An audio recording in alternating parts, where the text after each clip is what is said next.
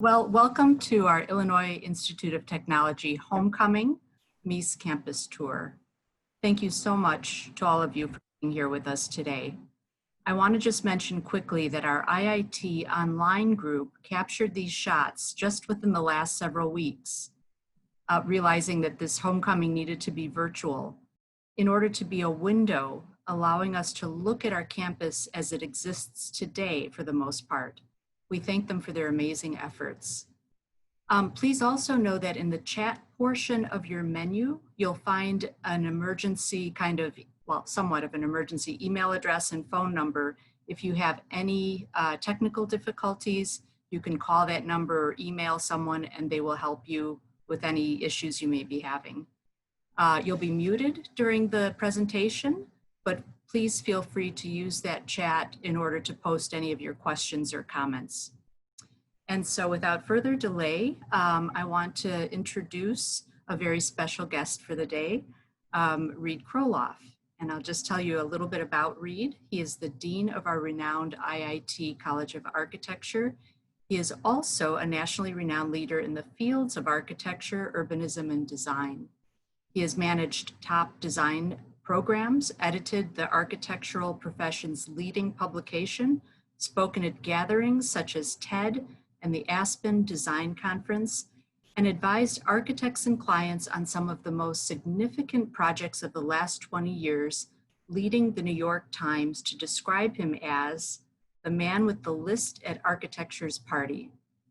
Reed Kroloff. Hi, Cynthia. Hello. I guess I should do one thing first, which is to rename myself. There we go. Let's try this. How's that? Welcome. Sorry about that. I'm on my partner's computer, or actually I'm on the partnership's computer. This was the computer bought for Jones Kroloff, which was our private consulting practice. And so it just continues to have the name Casey Jones on it, who made the purchase. But I'm delighted to be here with you today. Thank you, Cynthia, for inviting me to be here. And I'm delighted to see such a nice big group. We've got over almost 60 people. The number seems to keep going up, which is exciting. And we've got a lot to show you. I'm going to be very curious to see this myself, how a virtual walking tour of the campus works, especially with all of us in a different location as we start it. We've got a lot going on at the college right now. I won't spend too much time on this because you've got a lot of walking to do today. Other than to say, we've got, in the face of COVID, we have full enrollment in the College of Architecture. Everybody anticipated enrollment to be substantially off at most universities. The College of Architecture, I'm pleased to report, has more students this year than we did last year.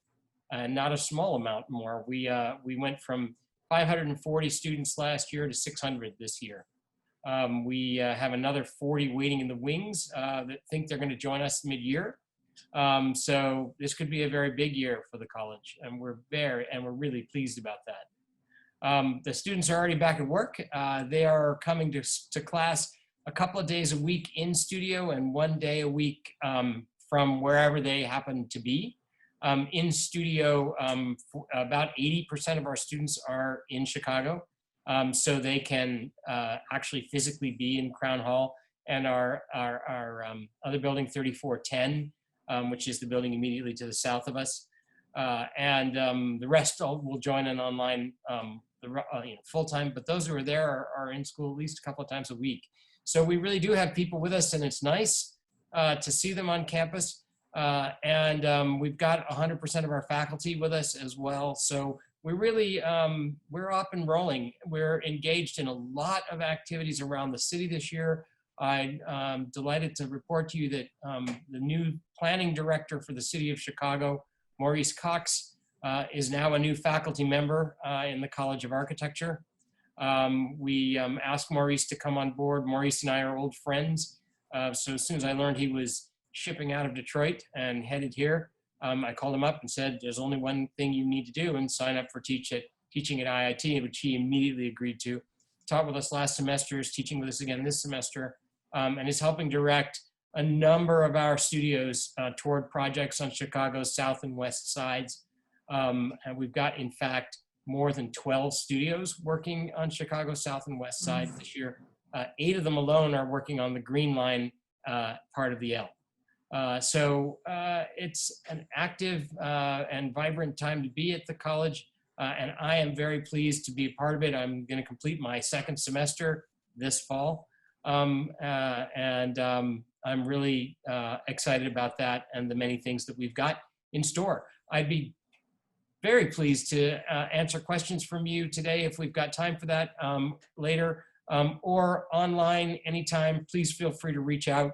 My email is my first initial and my last name, Kroloff @iit.edu. So thanks for coming again today, and I look forward to meeting each and every one of you that I haven't met personally, like Dirk and Jong-Soung. Others I look forward to meet in the future. Thanks so much. Reed, we are thrilled to have you here. As a double alumna, I can say that we're just so lucky to have you leading the charge at the Architecture. And I have one quick question for you before we begin the tour. This comes from alumna May Chikinis, 1952, from Lewis College. 1952. And she asks, when I was there, 1949 to 1952, IIT had 3,300 students, in part, perhaps thanks to the GI Bill granting tuition to vets after World War II. Of the 3,300, 100 students were female, with, to my knowledge, only 1 belonging to the College of Architecture. What does that ratio look like at the college today? Well, 2. No, just kidding. We've come a long, long way from there. A long, long way. I am pleased to report to you that the incoming first-year class at the IIT College of Architecture is the first where we can honestly say we are 50-50 men and women. That's not true of the 4 years, 2nd, 3rd, 4th, and 5th year. It is certainly true of all of the graduate programs. The 2nd, 3rd, 4th, 5th year, each one a little bit less, but the college's overall ratio now is about 42% women, and within 3 years, that will never go back. It never go backwards. Within 3 years, we'll be 50-50. And if we're like a lot of other architecture schools, we'll continue to tip further over in that direction.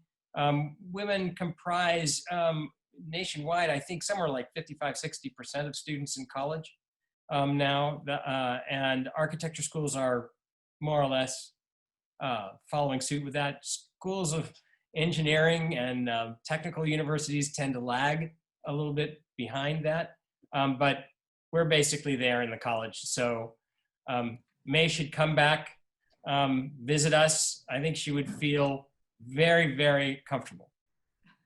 I think she's with us today, so that's oh, May, wherever you are. Great. Wonderful news for her. Yep. By the way, she's my mom, so that's well. Anyway, well, thank you so much. We should probably get on with the tour, and why don't we go ahead with that?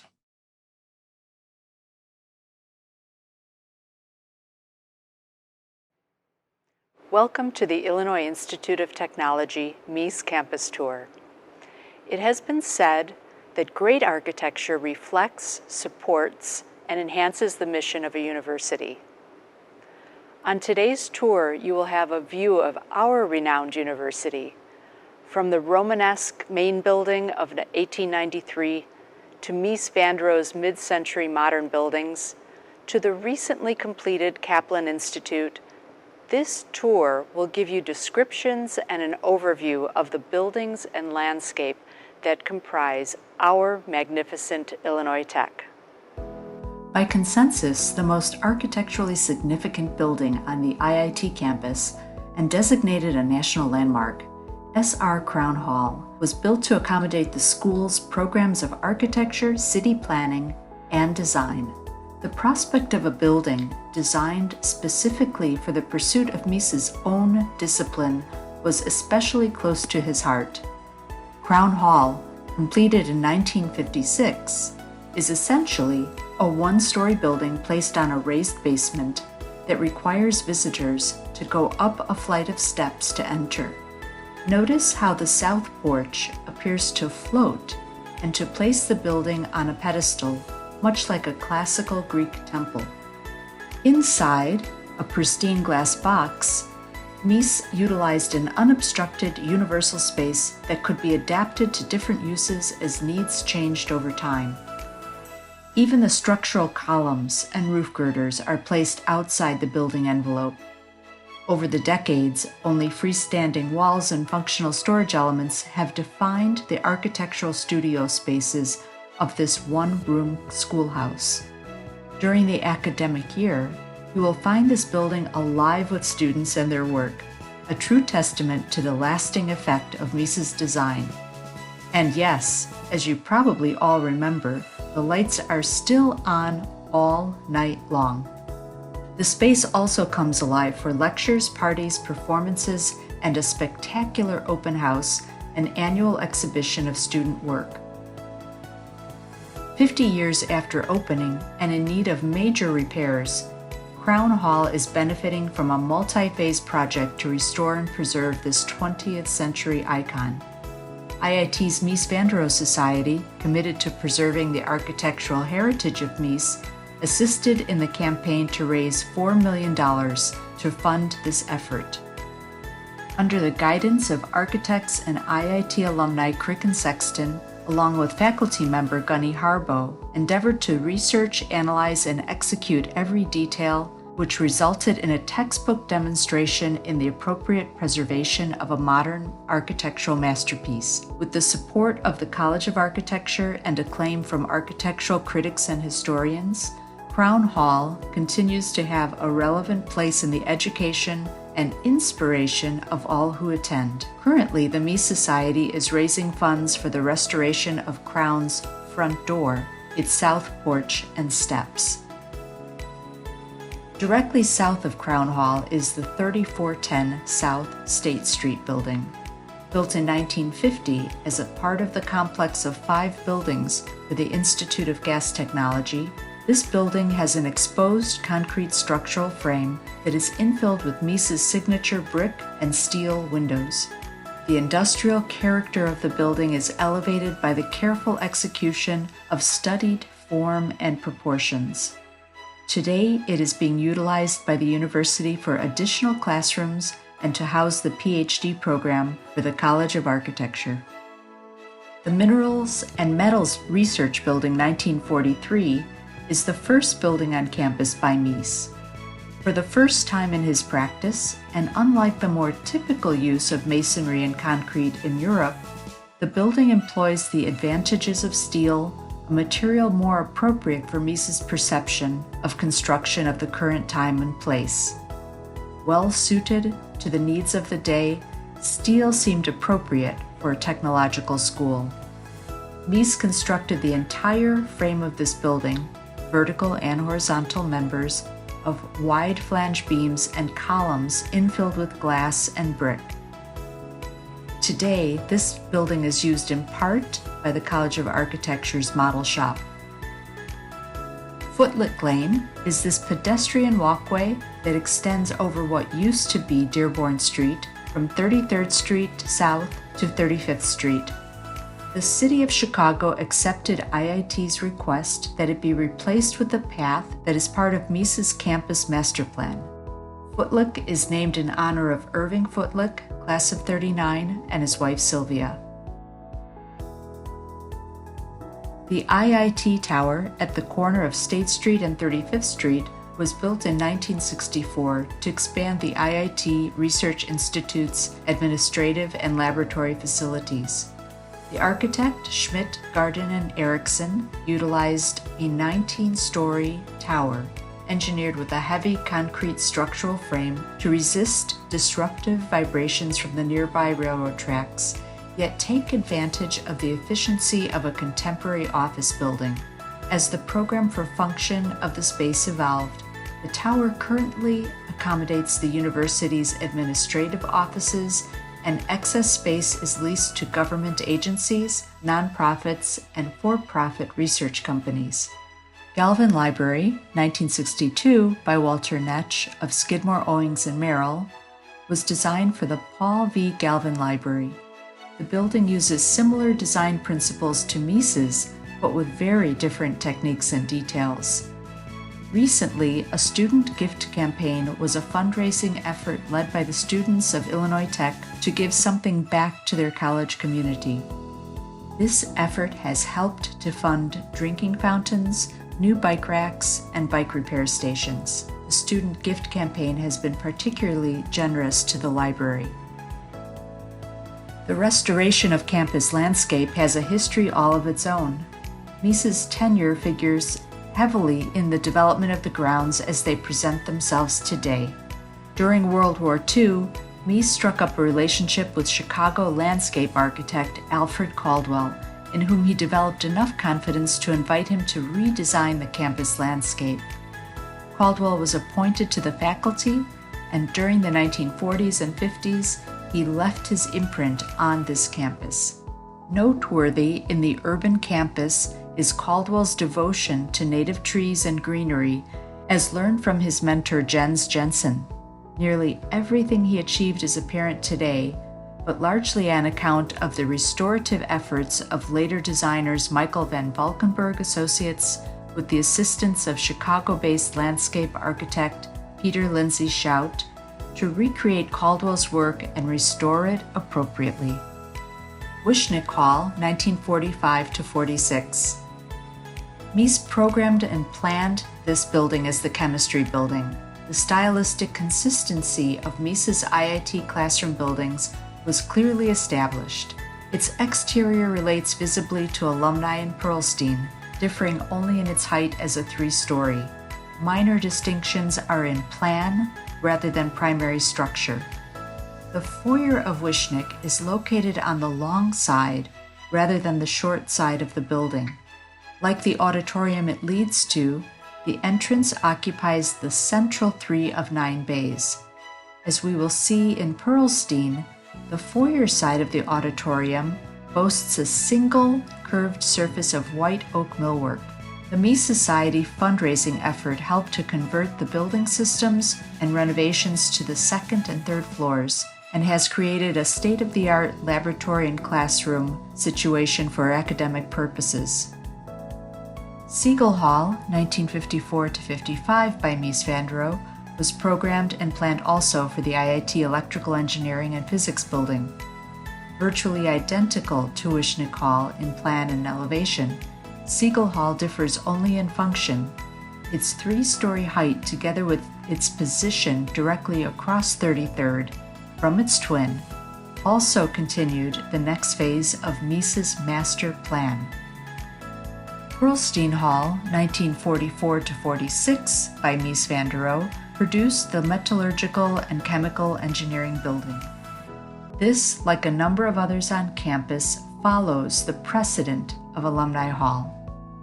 The distinction between primary and secondary structures, 1- and 2-way span structures, the expression of steel within the limitations of fireproofing, and the treatment of multiple elevations within a single building were confronted. Perlstein Hall is sited closest to the corner of State and 33rd Streets, the intersection that effectively forms the gateway to campus. The lawn directly in front of it accommodates a single jet fountain designed by esteemed IIT professor Myron Goldsmith and is notable for its radial reductivist symmetry. Notable features of Perlstein include a bilateral symmetry in plan, a wedge-shaped auditorium, white oak doors, as commonly found in Mies buildings, floating stairs, and beyond those stairs you'll see an open courtyard. At the end of the building to the north is a 2-story operations laboratory. The main building, 1891-93, by architects Patton and Fisher. Main building was the first building constructed on this campus. It was built in 1890 and was a classroom building for the Armour Institute. Main is a Chicago landmark, which had housed all administrative and academic offices. They have since moved out. It needed repairs resulting not only from age but from the vibration of nearby train tracks. This constant vibration had weakened the structure and foundation. It was in need of general modernization on the interior as well. The Board of Trustees have an arrangement for a private partner to renovate the building and are working with a developer to transition the space into micro-apartments. One of the most arresting interior features of the building is a group of 3 adjoining Tiffany glass windows that overlook the main staircase. The sculpture is called Man on a Bench, and it was donated to Illinois Tech on the centennial of Mies's birth in 1986. The only stipulation for its donation was that it had to sit on public land. So the base outlined by the concrete is actually the smallest park in Chicago. The figure seated on the bench appears to be surveying the meadow enclosed by Perlstein and Wishnick Halls. George Siegel, the artist, said, "After my trip to Chicago, I found myself thinking of several things: the calm order of the campus, the memory of Mies, and the concerned sensitivity of the school to the surrounding community." Hermann Hall is stylistically similar to many of Mies's buildings at IIT, but is not Mies. Designed in 1962 by Walter Netsch of Skidmore, Owings & Merrill, it echoes Galvin Library with its glass curtain wall and internally supported huge plate girders spanning the roof. The heavy pebble aggregate reinforced concrete support columns inside suggest something of the scale of the clear spans. McCormick Auditorium, which seats 836 people, is cradled between those massive columns. Alumni Memorial Hall was completed in 1946 as Mies's first academic building for Illinois Tech. The building's sophisticated details make it worthy of attention, but it is in dire need of restoration. Because commercially available sections in either steel or aluminum were not affordable in the years immediately following World War II, custom-made steel sections were used in the building's hopper windows. It was originally called the Navy Building because it was built to house the U.S. Naval Training Program and contained a 2-story space used as an armory. It had all of the facilities needed to train a standing army, including a gunnery in the basement. It was renamed Alumni Memorial Hall, dedicated to alumni who died in World War II.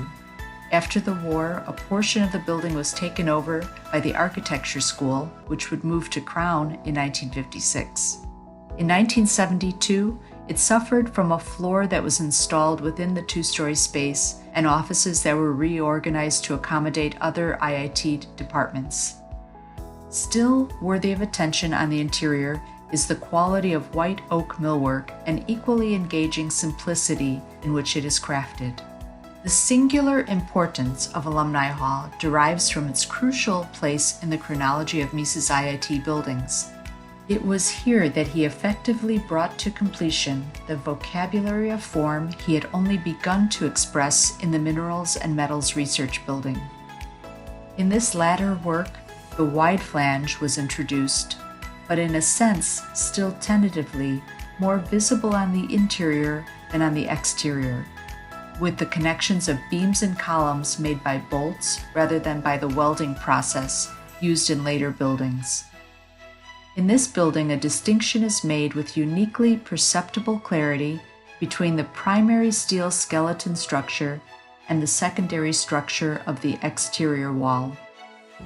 The former consists of a wide flange column encased in fireproofing concrete and covered with steel plates, the latter of I-beams welded to those steel plates. Each of these components and their connections are expressively exposed at the corners, while a recessed channel between I-beam and brick infill avoided a possible untrue adjacency between the edges of the two materials. Moreover, the curtain mullions run regularly along the elevation at intervals of 12 feet. That dimension was determined by the module governing the campus layout and kept short enough to prevent the brick infill from cracking. The next 3 buildings were designed by Myron Goldsmith of Skidmore, Owings & Merrill.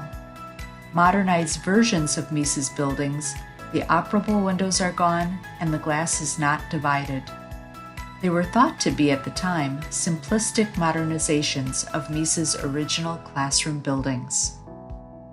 The John Retalliata Engineering Center, 1968, by S.O.M. Myron Goldsmith.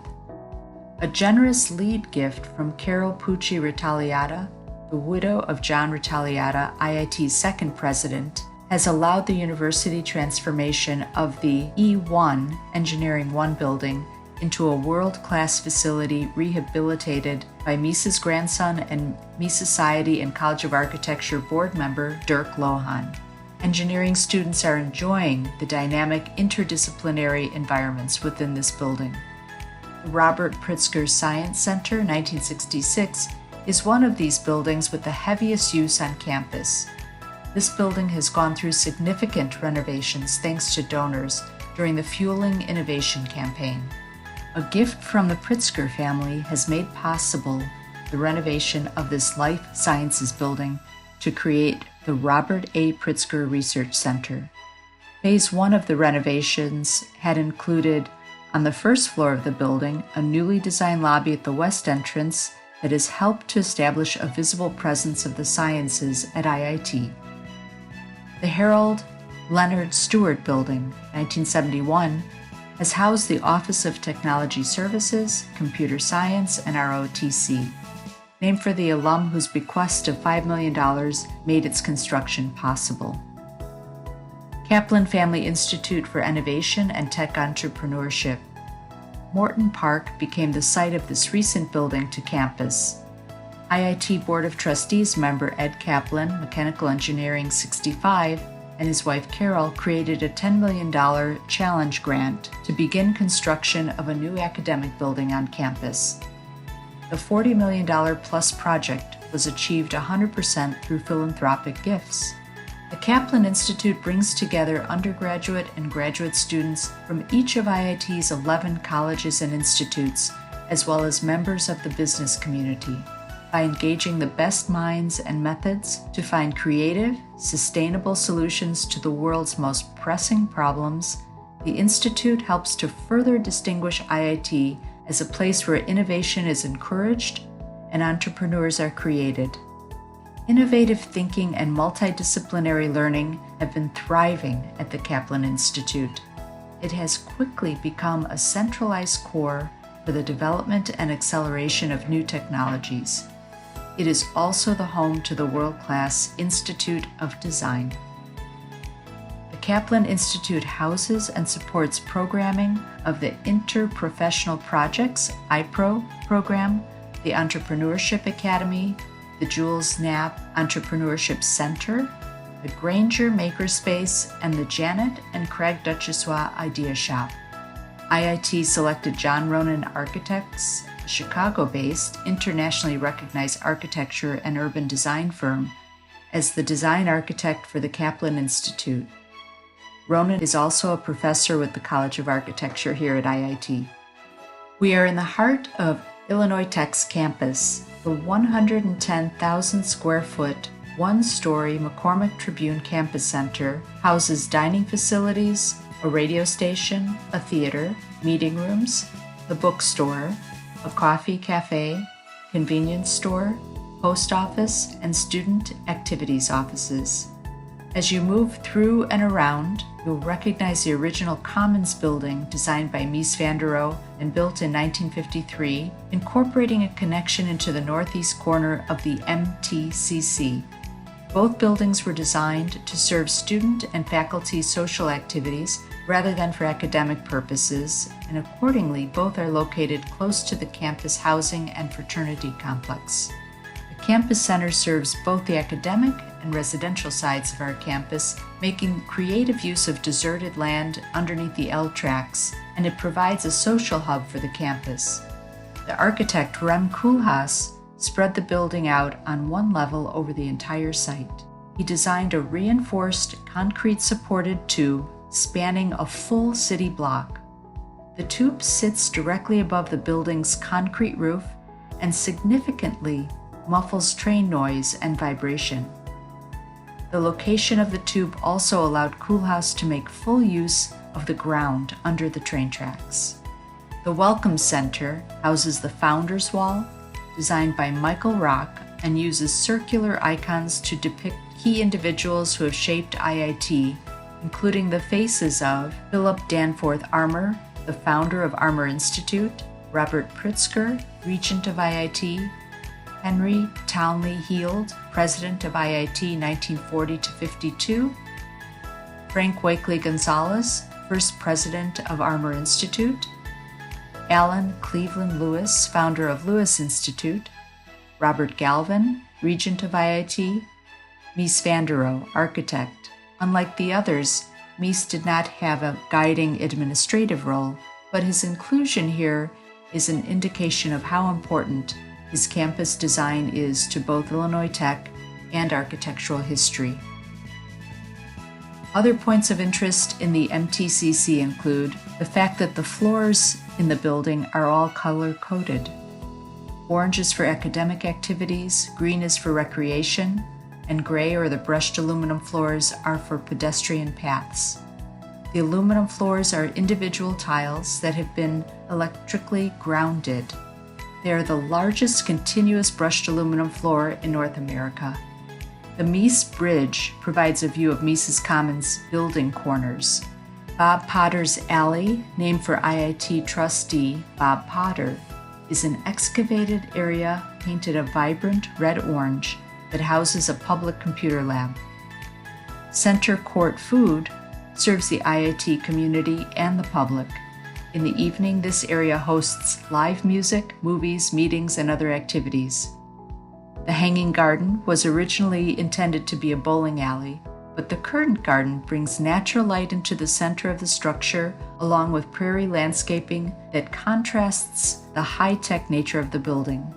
The Armour Society wall honors families that have given $1 million or more to IIT. You'll find this recreational area filled with video games, foosball, ping pong tables, and more. Carr Chapel by Mies, built in 1952, is his only ecclesiastical work. It is fondly referred to as the God Box. The chapel is modest, both in planning and scale. It is a one-story building measuring 37 by 60 feet. Its elevations are identical, although the glass on the front, east-facing side, is clear, while that on the west is sandblasted translucent. Support is provided by brick-bearing walls, which, like the steel frame roof, are fully visible from within. The plan is that of a basilica with 2 side aisles and a center aisle leading to the sanctuary. In this instance, Mies's inclination toward refined materials employed with the utmost simplicity is evident. The altar is a solid block of Roman travertine resting upon a platform of the same substance. Slender pieces of highly polished stainless steel form the cross and the altar rail. The curtain behind the altar is of natural shantung silk and can be positioned to conceal the cross as appropriate for occasional ecumenical programs. At the rear of the chapel, accessible through wall panels and doorways lined with white oak, are the sacristy, choir, and restrooms. At 50 years old, the building underwent a significant restoration program. Again, the Mies Society led the campaign to promote the effort and raise funds to preserve the pure elegance of one of Mies's most iconic structures. Kasich Hall, 1955 by Mies van der Rohe, is our newest renovation project to student housing. Following the close of World War II, Illinois Tech's enrollment increased and created need for new residential space for staff, faculty, and students. This led to the construction of the 4 residential towers. The first was designed by Skidmore, Owings & Merrill, but the next 3 were Mies. Built in reinforced concrete, they rely on a structural system that recalls his treatment of the Promontory apartment building completed in 1949 on South Lakeshore Drive. Like the 860-880 apartment buildings, Mies set the fully glazed ground floor lobby back from the facade to align the columnar grids of all three buildings on the site. George J. Kasich Hall, named after alumnus George J. Kasich, Electrical Engineering 54 and Master of Science 55, opened its doors for the first time in August 2020. Kasich Hall is a legacy building by Mies, revitalized by alumnus, architect, and College of Architecture professor Dirk Lohan.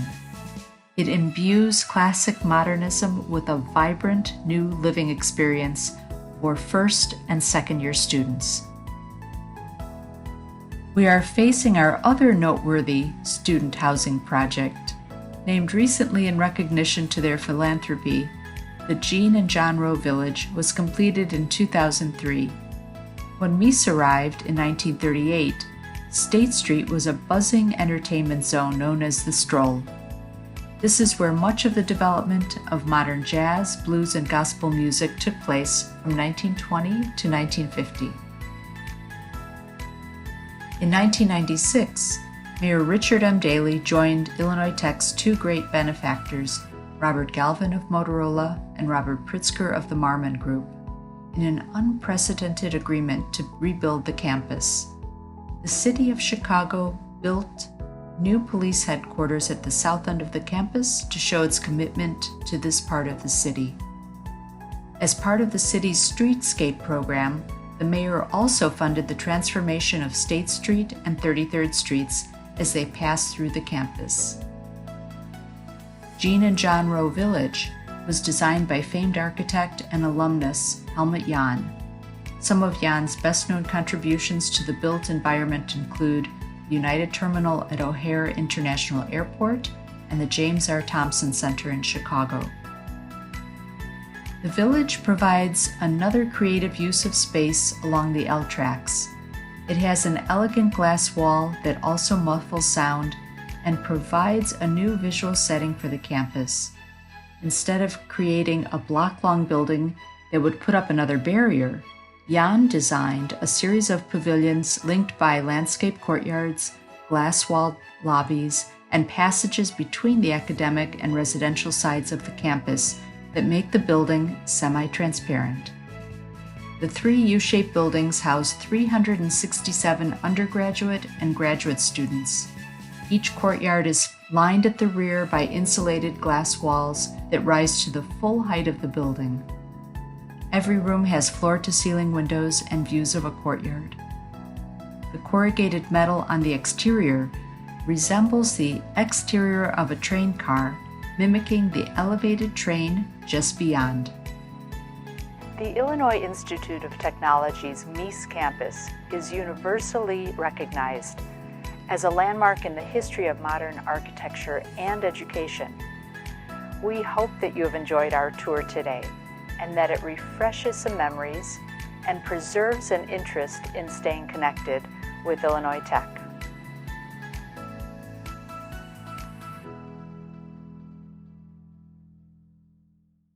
Let me give you a little bit of background on our Q&A panel.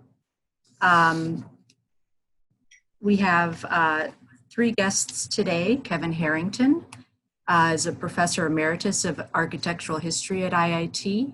He has also been a visiting professor at the University of Illinois Chicago, the Brandenburg Technological University, the University of Texas Austin, and the Escola da Cidade in Sao Paulo, Brazil. He majored in history at Colgate University and studied the history of architecture and urban development at Cornell. Between college and graduate school, he served as an officer in the United States Air Force. His publications and research focus on Chicago's architectural and urban development in relation to modern architecture and the modern city, especially considering ways that Chicago is typical or unique. Aside from his numerous organizations, Kevin mentors Ph.D. students at the College of Architecture. He's an active Mies Society member along with his wife, Elaine. And then we have Dirk Lohan, who received part of his training in his native Germany, but spent a defining year at IIT in 1958 to 59 under the tutelage of his grandfather, Mies van der Rohe. As an architect, Dirk worked for his grandfather's architectural firm, Mies van der Rohe, several years and gained valuable experience. He then became a principal, and his name was reflected in that successor firm. Over the years, he has formed new entities on his own, and his work has always been high profile and exemplary. Dirk has been an active AIA member and was elevated to the College of Fellows. At IIT, he's been a trustee. He is a trustee emeritus and a member of the executive committee. His work for IIT includes developing a master plan for the campus, which still guides the facilities committee for now over 20 years. And he's been a faithful Board of Advisors member for the College of Architecture and a founding board member for the Mies Society. And born in Seoul in 1935, Jong-Soung Kimm began his architectural studies at Seoul National University before obtaining his Bachelor of Architecture and Master of Architecture degrees at IIT. Jong-Soung has worked in the office of Mies van der Rohe during the 1960s and taught architectural design at IIT for a dozen years until 1978, the year he organized the architectural design practice SAC International in Seoul. Over the last 30-some years, Jong-Soung and SAC have produced buildings of diverse types, such as the weightlifting gym for the 1988 Seoul Olympics. Professor Kimm has actively participated as a speaker and organizing chair in numerous international conferences and organizations. The Museum of Modern and Contemporary Art in Korea exhibited Jong-Sung's accomplishments in 2014 to 15. He has been awarded the Order of Merit by Korean government and the Korean Institute of Architects Gold Medal in 2014. He's a fellow of the American Institute of Architects and the Korean Institute of Architects. Jong-Soung is also on the Mies Society board and is an active advising member for the College of Architecture and to read at the College of Architecture IIT. So we're so grateful to have you with us today. I think we'll begin the session with Kevin. Let me ask, please, how did Mies use symmetry and the axes in the plan and construction of this campus? Thank you, Cynthia. And thank you everyone for visiting, or let's say coming today, visiting today, being virtual today. It's a wonderful opportunity to speak to all of you. In the background of my image, you can see one of the things that we'll be talking about today, and that is Mies's idea of universal space. Behind me is this corner of Crown Hall with an installation by the New York artist and sculptor, Barbara Kasten, that was installed about 3 years ago now, I think, under the direction of the Mies van der Rohe Society. You may know that the Society routinely mounts exhibitions in Crown Hall during the summer, demonstrating the flexibility of the building. And you can also see in this image that the floor in Mies's building acts like a mirror. You can see it reflecting the color of the objects. And this quality of reflectivity and transparency is something that I'm sure you noticed as you were touring the campus, and is one of the ideas that Mies was working with throughout his life. Now, about symmetry and axis.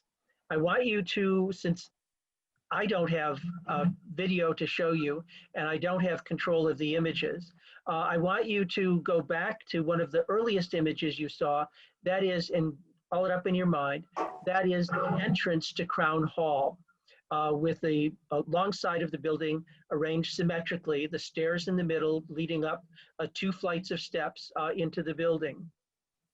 Now, that facade, as you'll recall, is perfectly symmetrical. There are 6 bays in the center, then 6 bays on either side between the next 2 pair of columns, and then 2 bays at the far end.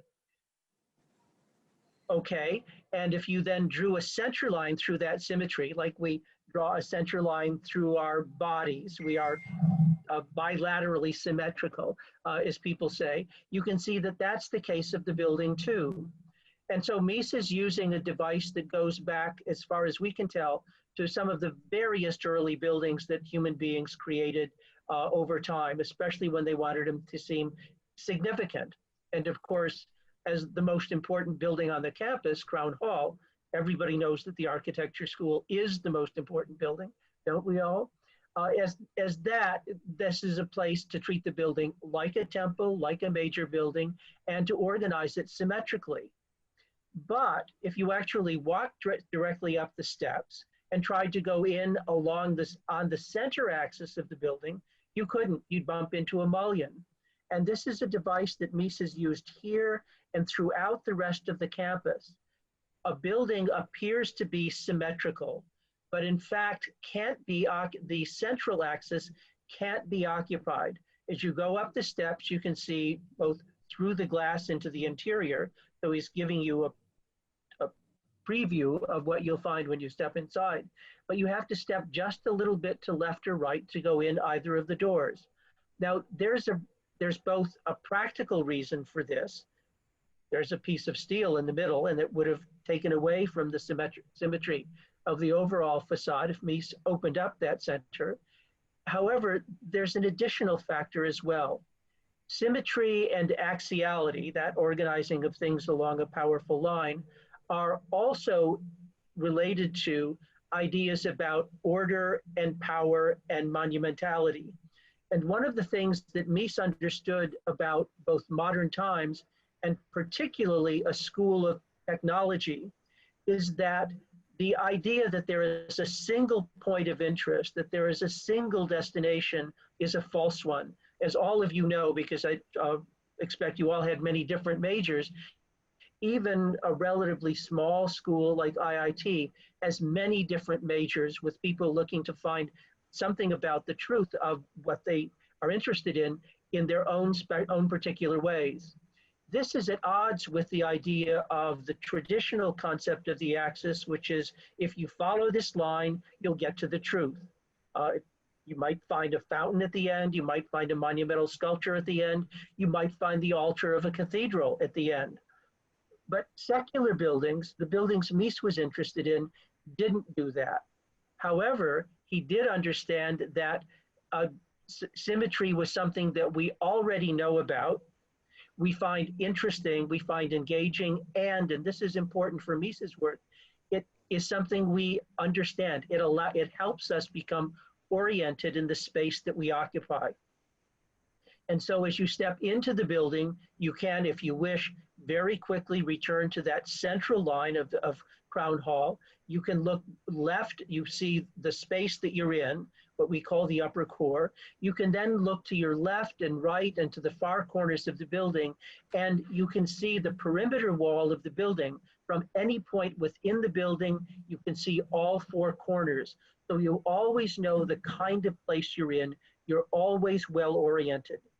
Now, if you were to go back outside on the campus and stand at the corner of 33rd and State Street, which I'm sure all of you did when you were undergraduates, and look west along 33rd Street, you'll notice that the center line of the axis is the street. Well, you don't want to stand in the middle of the street, so just alongside that, you can walk on the sidewalk and be perfectly oriented. You can see the buildings to right and ahead of you, and you can then see the way through to the buildings beyond. And as you get up to Siegel or Wishnick Hall, you can look left and right and look down the long passage to the right, to the north, toward Alumni Hall. And you can see more buildings that look similar, and you can see additional open spaces that are similar to the one that you're in. So the entire campus, like Crown Hall, can be understood as a single building. And by being in a single building, you understand where you are, you retain your sense of orientation throughout. Now, I say all this, and all of you were at school on the Mies campus. These are things that if you say to yourself, gee, nobody ever told me that, or gee, I never thought that, that's a mark of Mies's success. I doubt any of you spent time getting lost at IIT. You always knew where you were. And when architecture is most successful, it doesn't need a sign to tell you where to go. It simply shows you through the organization of the campus how things work. And I'll say one last thing before I give it back to Cynthia. And that is one of Mies's famous sayings is that architecture begins when two bricks are brought together carefully. And if you think of the buildings on the campus as a series of bricks and then laid out on the campus in a special order, that order itself is a careful order. So whether it's the joint of simply two bricks or the arrangement of many buildings, all of them are part of taking a part that extends to the whole or a whole that's made up of connected and interrelated parts. Thank you, and I hope you enjoy the rest of our discussion today. Thank you so much, Kevin. It's beautifully orchestrated, the campus and how you describe it. It's almost like choreography. And so thank you for that meaningful explanation. Now you know why we love architectural history courses with Kevin. You can learn so much in 10 minutes. Okay, so next, let me just call up Jong-Soung Kimm. Professor Kimm, I have a question for you. When Mies van der Rohe established the master plan of IIT in 1939, which buildings were first? What were they? Some of them we saw in the video. But what are your memories of them, those first buildings? When Mies embarked on master plan of a campus in 1939, 33rd Street was adopted as the axis of the 110-acre campus. And to the south, to the north of it, Mies undertook to design three first buildings: Chemical Engineering and Metallurgy, which was named Perlstein Hall, that sort of acts as an anchor at the 33rd Street. Chemistry, which was named Wishnick Hall, was arranged in an asymmetrical and a slightly sliding manner to anchor the axis on 33rd Street. And to the north of this three-building complex, Alumni Memorial Hall, which was called Navy Building for a long time, was anchored. And during the middle of Second World War, IIT was able to obtain steel material for these campus buildings because of Navy ROTC having priority from the government. That's fascinating. So, Professor, when you began, then you were in Crown Hall for your first classes? You were not in Alumni Hall in your first years at IIT? Yes. When I came to campus in spring of '56, Crown Hall was completed and opened for a class. So I did not have the fortune of studying in Alumni Hall, but then people who went through the program ahead of me, they tell us many interesting stories of Alumni Hall hosting our architecture studios. Thank you so much, Professor Kimm. Let's have a question for Dirk Lohan, Mies's grandson. How did Mies establish the 24-foot grid system for the campus plan? Well, he, coming from Europe, he of course realized that the American city, and Chicago is a very good example of it, was planned and laid out in a very rectilinear grid pattern. You could call it the Jeffersonian system of land division and development, which is true even in the farmland of Illinois. When you fly over it, you will see very large patches of greenery surrounded by streets in 1 mile pattern away from each other. So the basic grid of the American landscape is 1 mile square. which then in the city was subdivided 8 times. And that means there are 8 blocks times 8 blocks in each square mile. Anyway, before I talk a little more about it, I just want to say that it's always been a great phenomenon and marvelous development to consider that here is a German emigre that left Nazi Germany to come to America. And he doesn't even speak English. Mies was hired to be the director of the architecture school without speaking the language. In the first couple of years or so, he taught with the help of assistants, actually some couple of Americans that had studied at the Bauhaus in Germany under him. So he knew them and they knew how he thought and they explained his thinking. And then not only was that phenomenal, but then the school, right off the bat, at the beginning of World War II, gives him the commission to plan the whole campus. I mean, where else would that happen? But in this country, it's amazing to me. He began the planning with a pattern of a grid that he overlaid the available land, that he then subdivided everything in 24-foot pattern, squares.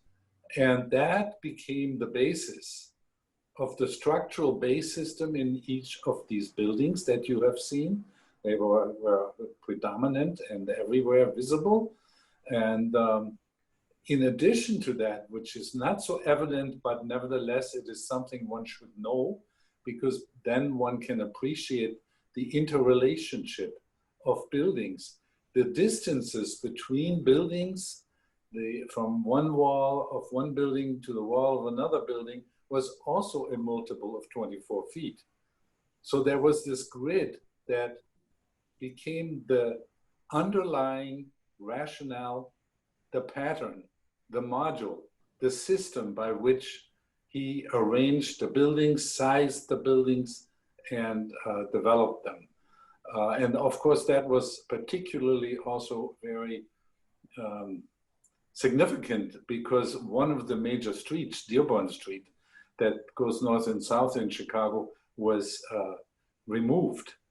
He would have liked to remove 33rd Street too, but that was not permitted. The city planning department would not allow that. So that's why, as you have already heard, the main symmetrical axis of the campus is 33rd Street. But I'm always, when I'm there, I'm always very much aware of the distances between buildings, and I'm imagining how many multiples of 24 feet this distance from here to there is. And Alfred Caldwell's landscape plan, of course, he didn't plant the trees on the grid system, but he took some great freedom and liberty, and that's what's so wonderful. You have this very rigid system, and then you have this natural system, and they complement each other and express each other very well. So. Beautiful, thank you. Thank you so much.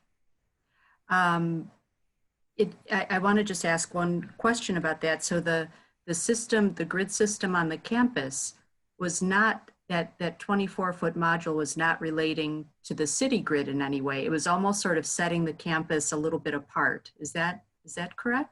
Well, no, I mean, if you multiply 24 times, you get from one of the normal streets to the next normal street.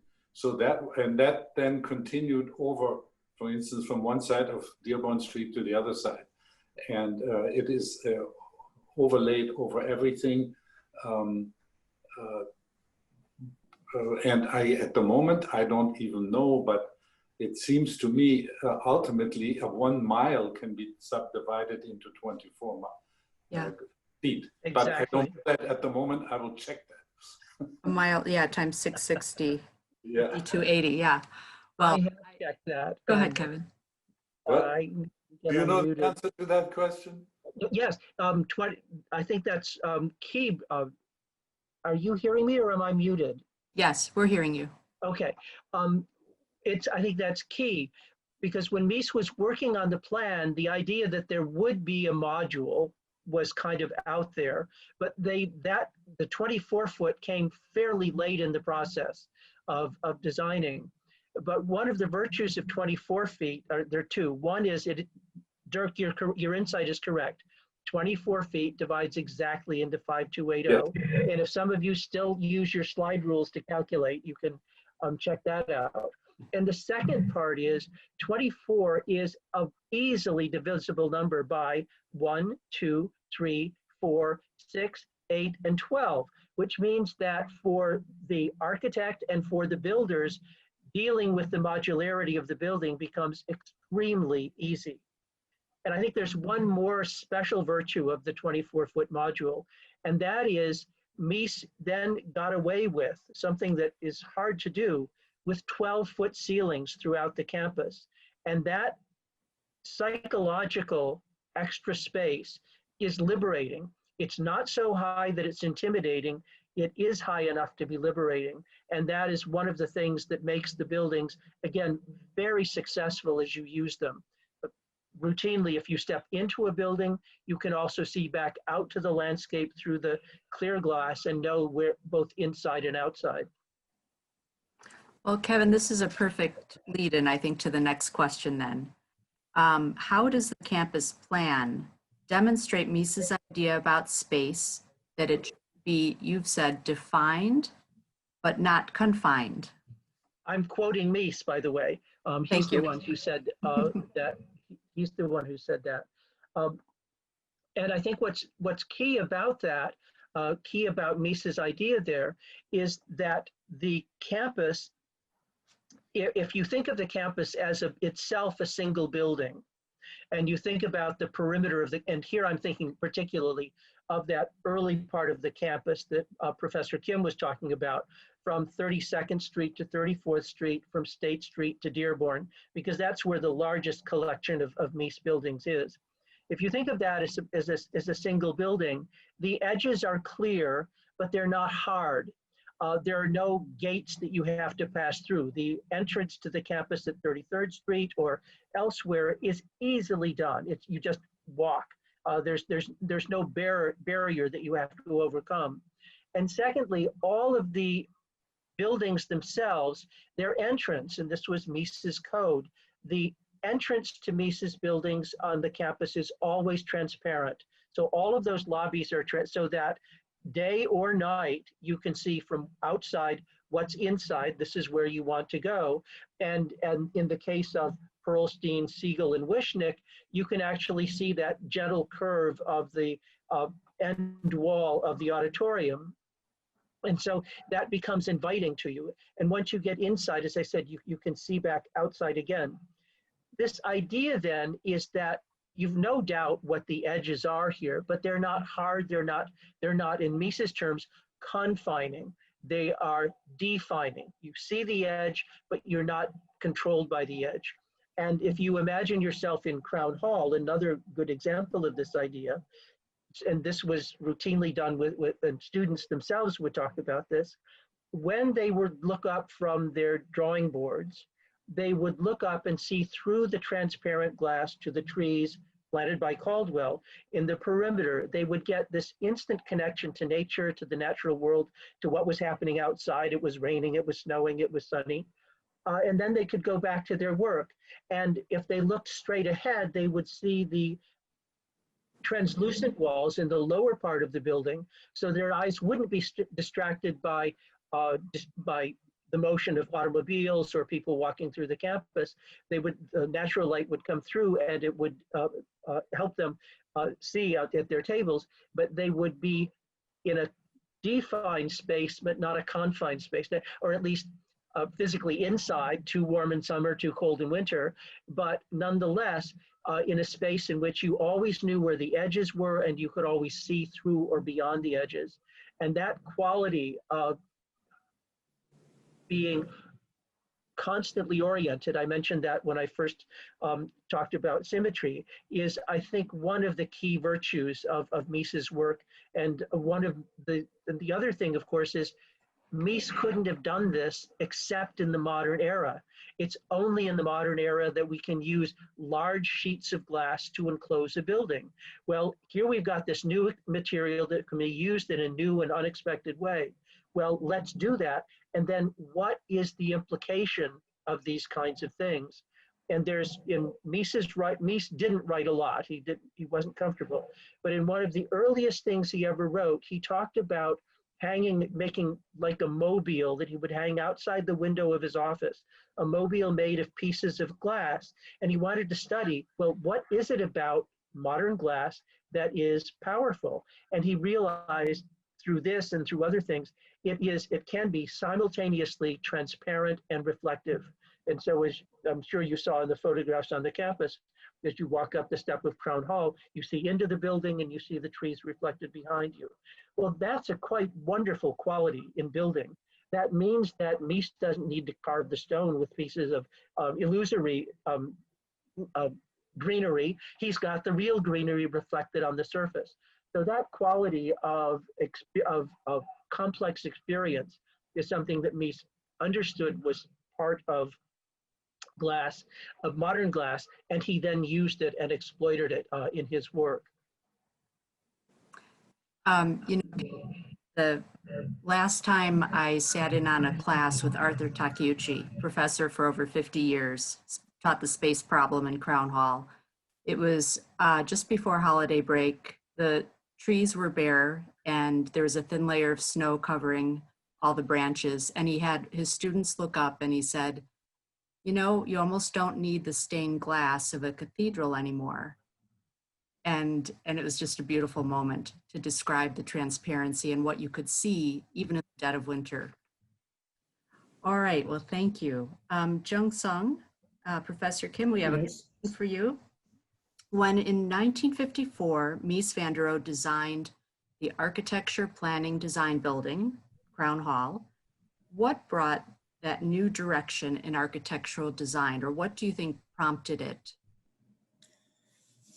As contrasted to the first group of classroom buildings, which had cells over 24 feet square classes, with mixture of loft spaces for labs, when he undertook to design the building, the home for architecture, city planning, and design, he thought of creating a large column-free universal space to house these three disciplines in a flexible way.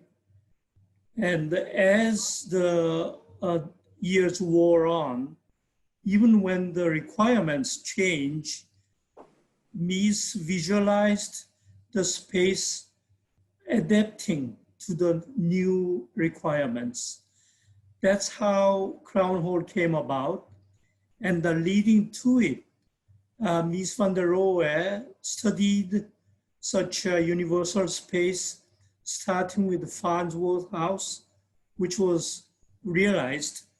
And he advised many theses with his graduate students. The best known one may be 50 feet square house, so-called 50 by 50 house. And he advised some students such as Jack Brownson to build clear span universal space for family house in Batavia, Illinois. So he was working on this. It was almost like IIT was kind of this laboratory, much as the architecture, yes, exactly. The college, you know, think about things today, that this is a working laboratory. Thank you so much for sharing your thoughts. And one more question before we open it up. This is for Dirk Lohan. What is your fondest IIT homecoming memory? Would you tell us a little bit about that? I think Crown Hall, as we now have heard a lot about it on the campus, is very much a unique and very special building. And as Jong-Soung just described, this was the time when Mies was very enamored and very interested in more open space planning and flowing spaces, and not defining every function exactly by walls and doors. So Crown Hall is this open space, or another word for it is universal space. And I have experienced in the many, many years that I have now been associated with IIT, many functions in there, parties and presentations and conferences and architectural discussions, all kinds of things. And it's always adaptable and it always works very well. But there is one particular experience in my life that was very unique, and there may even be somebody in the audience today that attended that same event, because I have seen a few faces and I know they seem to be the same age group. I came to IIT in 1957. And in the fall of 1957. And that was 1 year after Crown Hall was built and finished. And then there was an invitation sometime, maybe a month later, for a homecoming ball in Crown Hall, a dance party. I had no idea what a homecoming is, because in European universities, you don't have that. They don't give you a party. You have to come to IIT to be invited to go to a party. And as we also heard already earlier about the proportion of men to women at the university, there were very few women in the school. So how are you going to have a ball for all these engineers and architects? You needed some women, and they recruited and imported nursing students from some of the hospitals in the neighborhood. And so I'm sure there were many blind dates, but I remember the evening the Crown Hall was full of happy young couples. And so I didn't go and get a date.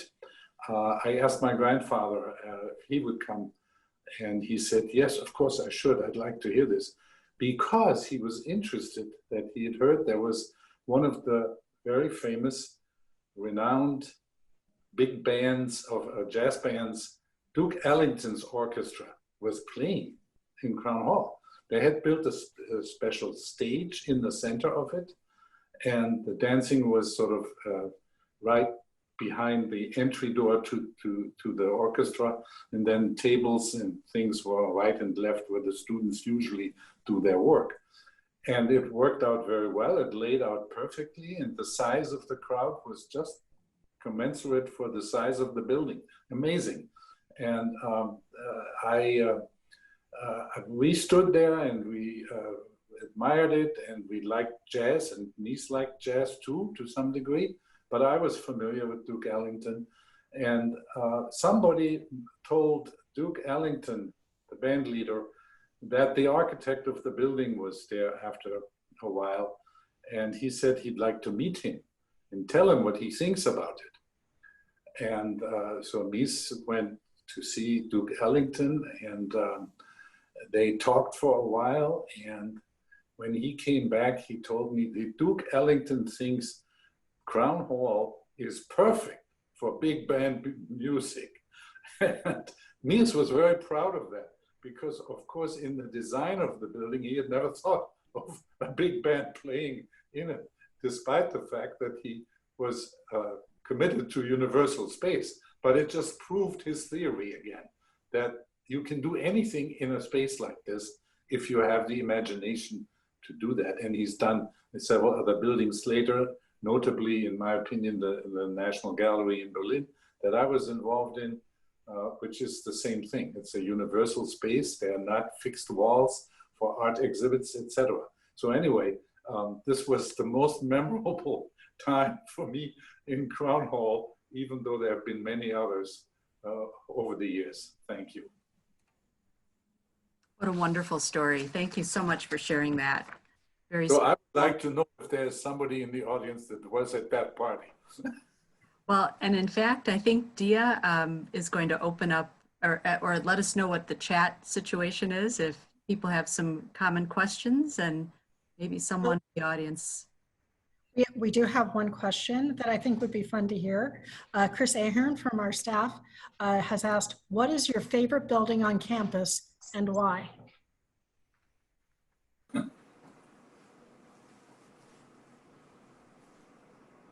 Somebody like to answer that one? Well, I'm afraid all three of us would say the same. Exactly right. But there are beautiful moments, as magnificent as Crown is. There are beautiful moments and surprises. The little courtyard in Perlstein is one of my favorite moments around campus. Oh, yes. One of the things that I especially like about Perlstein is entering the building along the pathway along its long side, and that nice little vestibule, and then you come into a corridor in which, if you look left, you see the lab space. But if you look right, you see all the way down that long corridor through the plate glass of the entrance out onto the campus again. And that quality of always letting you see the natural world is something that I very much liked. For many years, my office was in the life sciences building, and and especially at this exact time of year on the equinox, I would step out of my office at the end of the day, preparing lectures, and there along the corridor was aligned east-west. The setting sun would be illuminating that entire corridor, and it would take the color of the late afternoon, and that brilliant color that Myron understood from having been at the school before was just spectacular, because all of a sudden you go from the concentration of your own work to then a reconnection to not only the neighborhood, but the whole world. And that quality in the campus, I think, is something that routinely occurs, and it comes much more often as an unexpected and pleasant surprise. It's not something you begin by saying, well, now let's go and have a big experience. It's just in the ordinary way of conducting yourself, then something wonderful happens.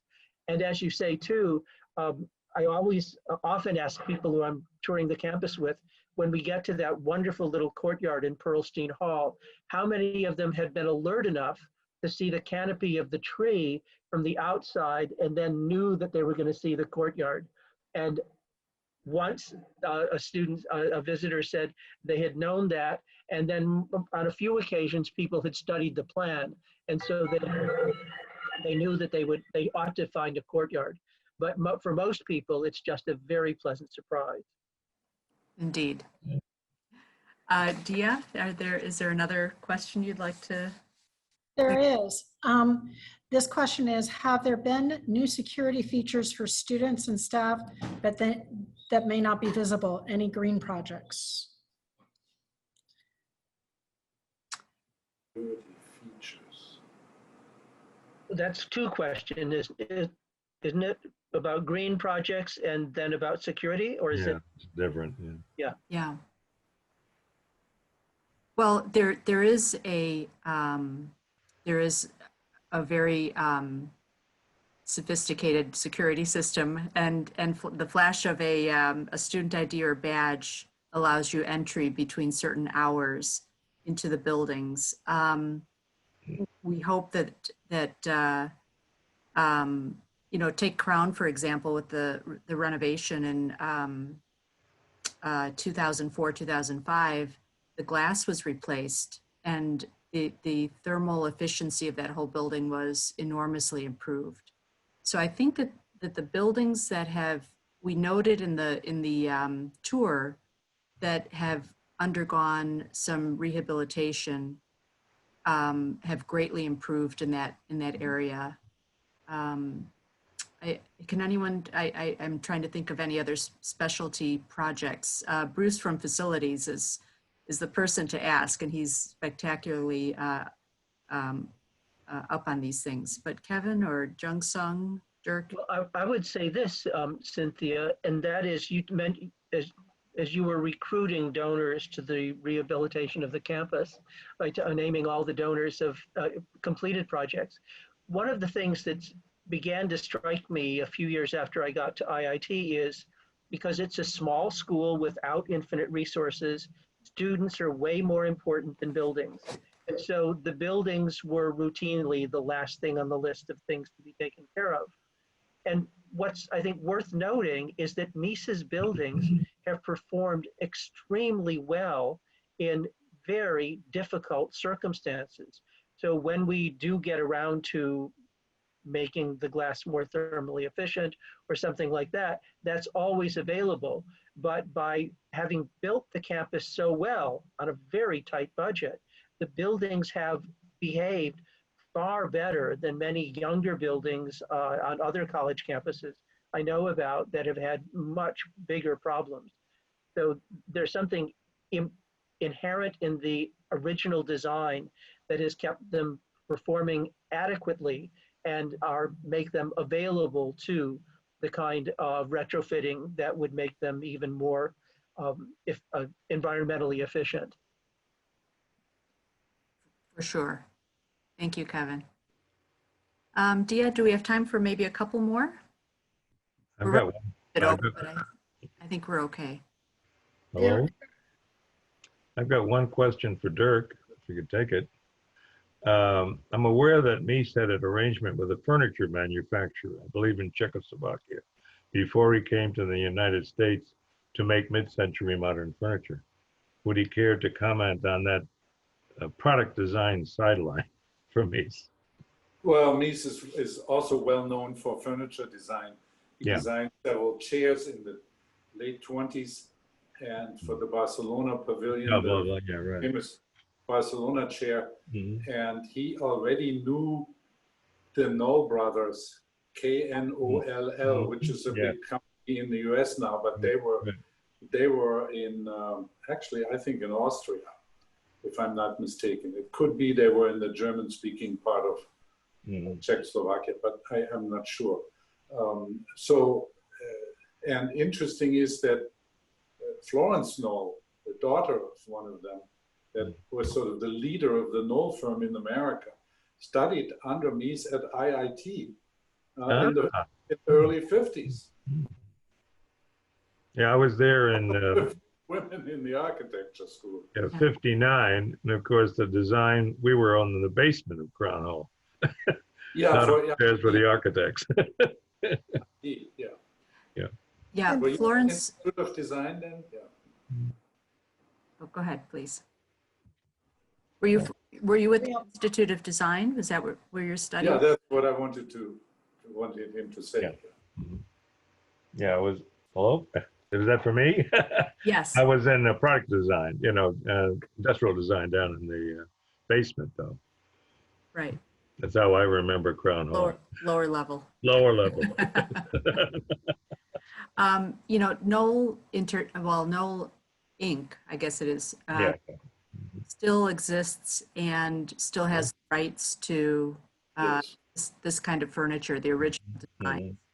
Yeah, actually, Mies sold the copyrights in the early 60s to Knoll for certain pieces of his furniture, and that is still in effect now. Yeah, very good. And we have one more question, and we're running out of time, so I'd wanted to make sure we got this out here. Peter Freunton asked, are there any Mies designed buildings in New York City besides the Seagram's buildings? Good question. Maybe this is Jong-Soung. I think you're currently living in. Dia, please tell me the question again. Absolutely. Are there any Mies designed buildings in New York City besides the Seagram's buildings? No, that's the only building that I know of. Yeah. And that's a good one to know. Anything else, any other last, maybe 1 minute left, Dia? You know what? I'll go ahead and ask everybody to unmute, and then that way if people would like to have a little conversation, they can do that. Before we will have to put a hard stop at 3:45. Whatever happened to the model trains that were in the armor building on the upper floors? They were taken out about 10 years ago now when the university entered into the long-term arrangement to redevelop the building. But well into the 90s, the Model Railroaders Club would still trek in there in the evenings and go up to the Model Railroad and play with it. It was a special part of the campus. Yes. Thank you. The years I was here from at Vitry for 1959 to 1976, one thing remained constant, and that is the hideous set of automobiles that were parked across the State Street, going underneath the tracks. What have you done with all these automobiles now?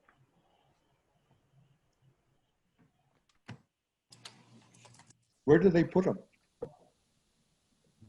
Well, were they permanently there? No, that's a parking lot. It was used as a parking lot for everybody who worked at IIT Research Institute and then the various buildings within IIT. Well, that surface parking lot is still there on the west side of State Street, just north of 35th. On the east side. Oh, on the east side. No, that's all buildings. That's all occupied by the tower and the okay. gas technology and 3410 and yeah. Otherwise, I'm extremely. No, I'm sorry. I'm backwards. Well, IIT looks nowadays. When I left it, 44 years ago, I couldn't imagine anybody living down there. I can imagine working down there, because I did. But I couldn't imagine anybody going to school there and living there. So, but as I look at it today, it's remarkable how much it's improved and how homey it looks. And I'd be happy to live there nowadays. That's so nice to hear. And it's true. These dormitory buildings, the ones that we mentioned in the tour, to live in a high-rise designed by Mies, renovated by Dirk Dennison with a view of the lake, or in a Helmut Jahn building, it's just an incredible opportunity. I mentioned my mom, who's an alum from 1952 earlier. She said, yeah, it was a streetcar campus. We got there, did our work, and we left, enjoyed occasional basketball game. But, we left, but it's very different today. So it is. I'm very impressed by what has been done. It's really beautiful now. Well, I think the university and the administration, President Cram, Provost Kilpatrick, and the whole administrative team have just made a remarkable effort to really do a lot with on a very small school budget. So it's been an incredible outpouring also from all of us, from alums, to really help and I think it's campus important. moving forward. I think it's important to recognize Dirk's role in the plan for IIT in the late 90s. Get ready to go get the holler, right? And one of the points was to develop the campus in a way that was more engaging and more attractive to people. Yes.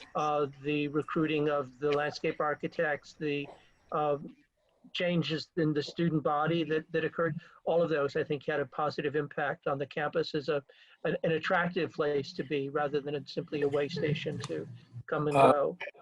I should mention something maybe in this connection. in the early or in the mid 90s about It's going 15 minutes. there was Just like a lot of negative publicity about the crime in this area, and there were some shootings on campus had occurred, and there was a very serious movement afoot to think about moving the entire school out to the suburbs. Yes. And some people on the trustees were enamored with that idea. I was on the trustees already, and Bob Galvin was the chairperson at the time. And he and I had a discussion about it, and I told him that I think that's a ridiculous idea. We should just focus on overcoming the crime problem, defend our perimeter better, and have more police and whatnot. I mean, whatever it was needed. And he bought into this and swung the whole board around to stay where we are.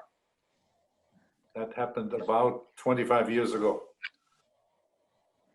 Well, I think this is a great moment when we can, with that statement, I think we can probably continue this. I'd like to be able to address, maybe with the panelists' help, all of the questions posed today. I'm sure they're all very good ones. So let us continue with you at this event. I think we're going to have to leave this site, unfortunately, but I just want to thank you all for being with us. I hope you have a wonderful homecoming weekend. Thank you to the panelists for this lively and informative conversation. And I want to take a moment to thank the advancement group. Our colleagues in advancement make this possible every year, and this year it was a huge challenge, and I think the silver lining is that we hopefully reached a lot more of you because it had to be virtual. So thank you to advancement. Thank you to all of our alumni. So great to see everyone, and we will make an effort to get back to all of you with your good questions soon. Take care. Thanks for being with us. Thank you. Thank you.